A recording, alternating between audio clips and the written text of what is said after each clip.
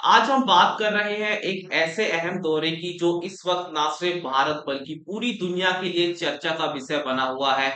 हम बात कर रहे हैं नरेंद्र मोदी की चीन यात्रा की।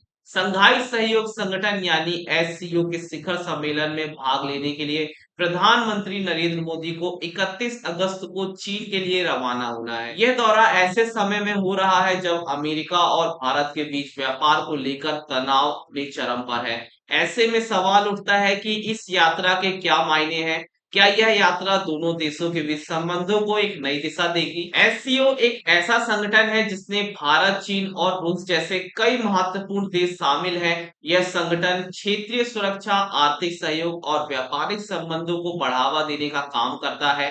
प्रधानमंत्री मोदी का यह दौरा बेहद महत्वपूर्ण है। अमेरिका के साथ टैरिफ को लेकर जो स्थिति बनी है, उसके बाद चीन के साथ भारत के संबंधों को मजबूत करना रणनीतिक रूप से बहुत अहम है। दोनों देशों के बीच कई मुद्दों पर मतभेद है, लेकिन यह मंच दोनों देशों को एक साथ आने और इन मुद्दों पर चर्चा करने का मौका देगा। भारत और चीन के बीच व्यापारिक संबंध काफी जटिल है। दोनों देशों के बीच सालाना अरबों डॉलर का व्यापार होता है, लेकिन व्यापार घाटा भारत के लिए एक बड़ी चुनौती है। पीएम मोदी की यात्रा से उम्मीद है कि इस मुद्दे पर भी चर्चा हो सकती है। 2018 के बाद यह प्रधानमंत्री मोदी का पहला चीन दौरा है। पिछले कुछ सालों में दोनों देशों ने आपसी संबंधों को बेहतर करने की कोशिश की है।